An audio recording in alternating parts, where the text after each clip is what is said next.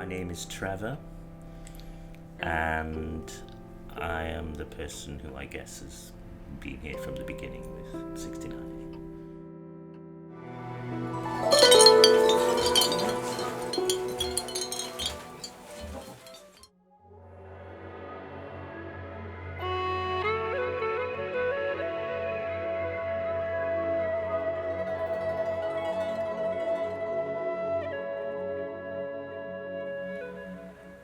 I am really bad at doing anything that I don't enjoy.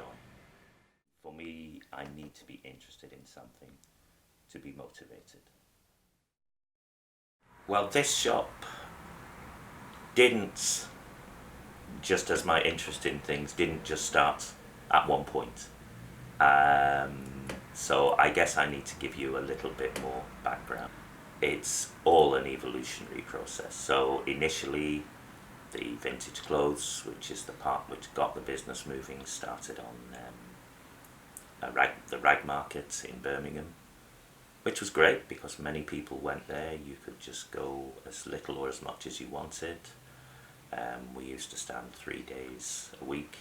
And then after a few months, there was an opportunity for an indoor market in Liverpool, which was called Antwaki's Bazaar. It's a place that attracted a nice mix of people, and that was on Matthew Street, where the Cavern is now. But the place closed down. This is 1976 by Christmas of that year. So then we had to find somewhere else, and that's when we came to, or I came to Renshaw Street. Initially at number 81, or to be exact, 81A, which is the number that was on the door, and the shop was upstairs there. And then after a few years there was an opportunity to move to number 69, which is where the name comes from. People initially called us after the number on the door at 81, but the reason the name continued is because everyone knew us as that. During the period that we were in 69A, we got very, very well known indeed.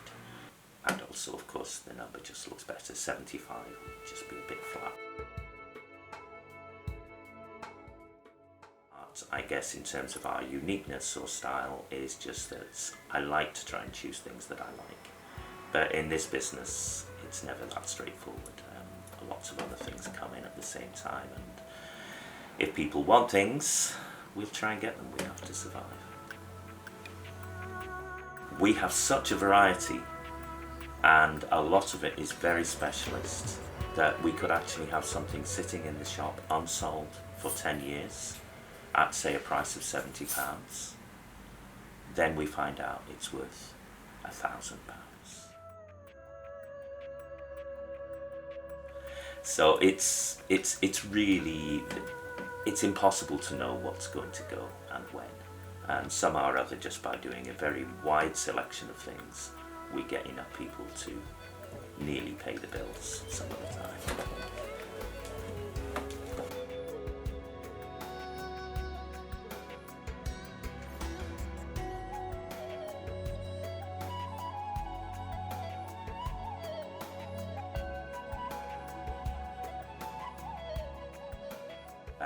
We couldn't depend on Liverpool customers, we couldn't depend on tourists, we couldn't depend on students, we couldn't depend on any group, because sometimes we do well out of them, other times we don't. So just like the variety we sell in the shop, we've got a similar variety of customers.